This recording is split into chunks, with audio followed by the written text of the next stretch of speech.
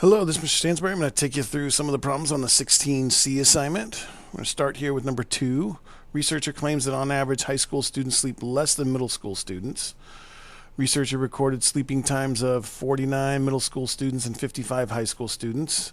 For the middle school students, the mean daily time asleep was 8 hours and a standard deviation of 0.2. High school students, the mean daily sleep time was 7.9 hours with a standard deviation of 0.5. Conduct a 2-sample t-test on the 5% level. Okay? So first thing we're going to want to do is we're going to want to set up our variables here. So we've got two different means going on here, right? We've got the first mean and we got the second mean. So let's let the first mean be, say, the sleeping times for middle school students. So sleeping times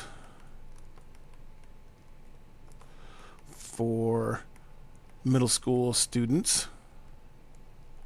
And then the mean 2 will be the sleeping times for high school students.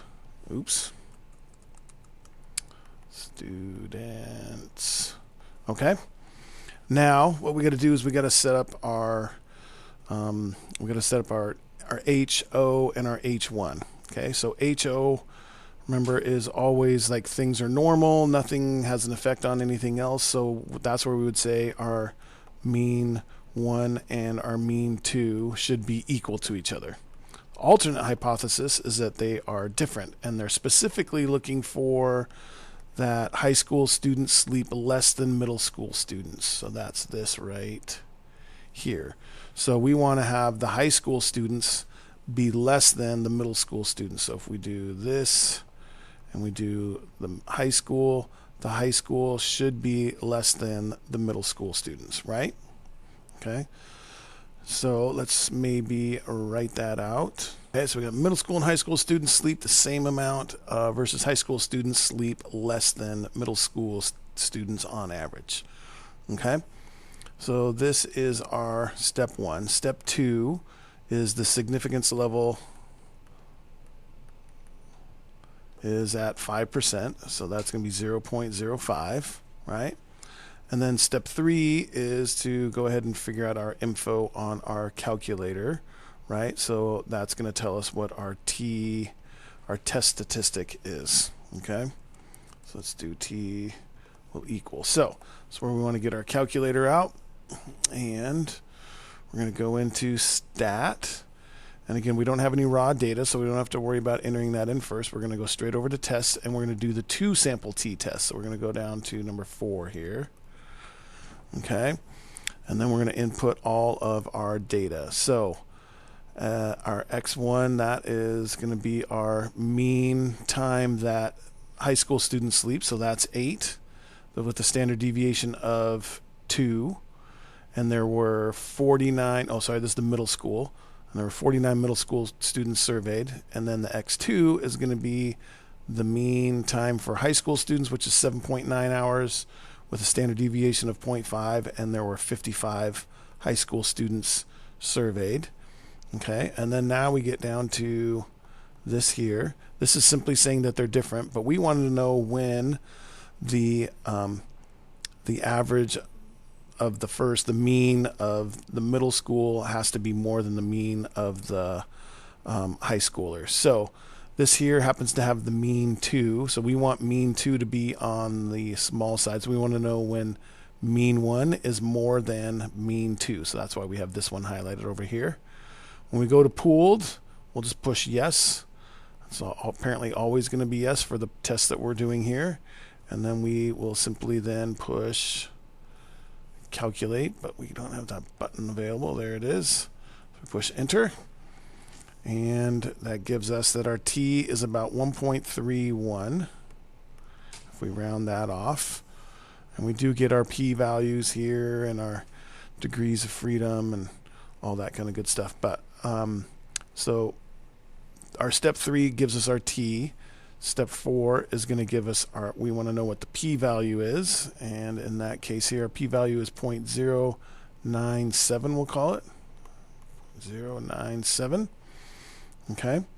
And then step 5, we write our rejection inequality, right? So we will go with reject HO if we get that our p-value is less than our significance level, right? So our significance level we know is 0.05 and our p-value is 0.097. Is 0.097 less than 0.05? That is false. So if it's false, we're not going to reject HO. That means we're going to accept HO as our truth here. So our sixth step is to interpret our results here. So we accept HO, which basically means we don't have enough information, well, not enough, it does not support that there's on a 5% significance level that high school students sleep less than middle school students. Okay? So I wrote, we cannot conclude that high school students sleep less than middle school students on average. I really think that this on average piece is fairly important because obviously you're going to have some high school students that are going to sleep more, some that will sleep less, but on average we can't. So then basically our researchers claim we can't support that, so we call it invalid. All right?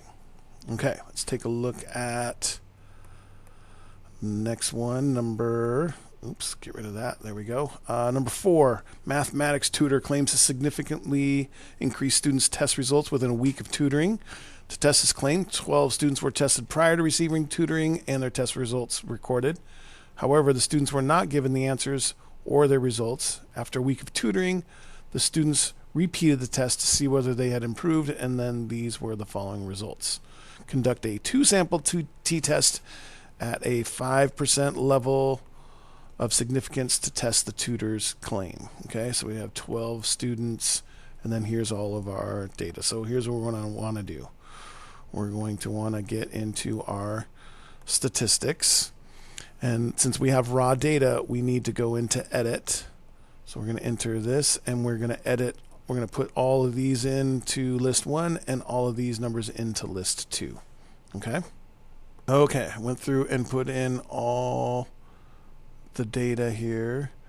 Let's see. Okay, yeah, the first 2 lines are hidden up above there, but I've got all the data in there. Hopefully it's right. And then now we want to go in and do our 2-sample t-test.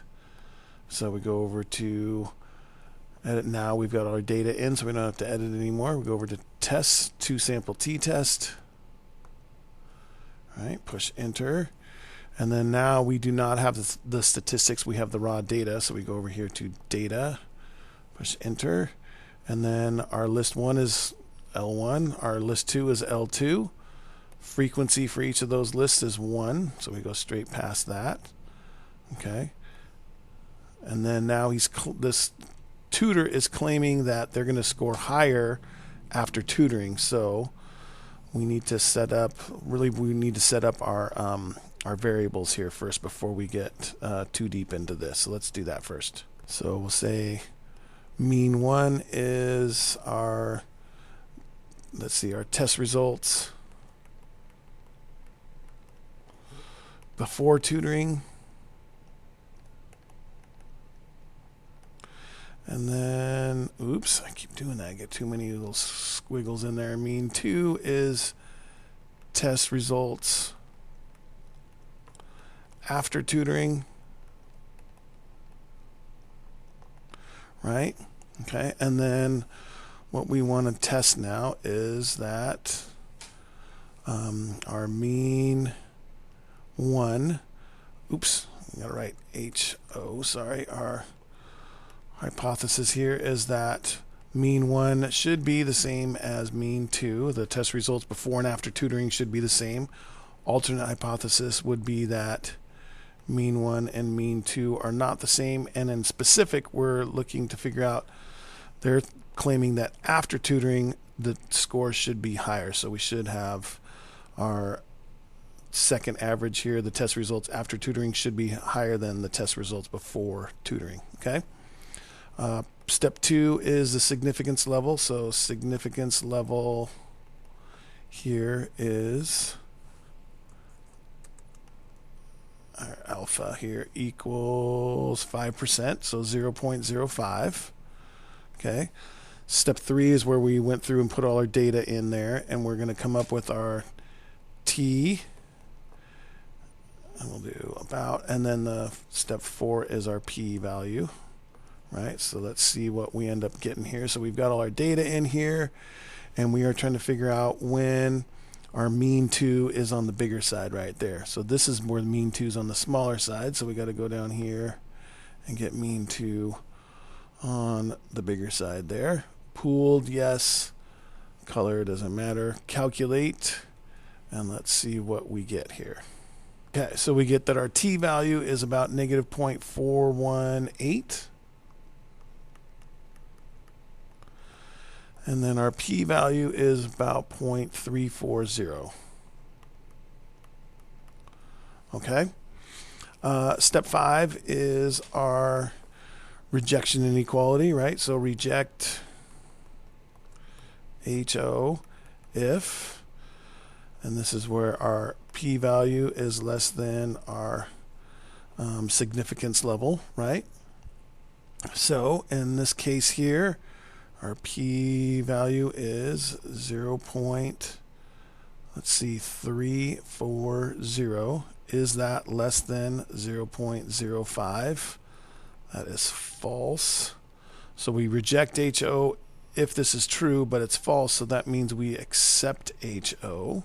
Okay, so that means that since we're accepting HO, so we have to do step 6, our interpretation. So we do not have enough evidence to reject HO, so we therefore accept HO, which means test results do not vary enough significantly after tutoring and as opposed to the before tutoring. Okay, so not enough evidence to reject HO, so the tutoring did not significantly improve the test scores as claimed. Okay, all right, that's all we have for the 16C problems. If you have any further questions, please feel free to ask in class. Thanks.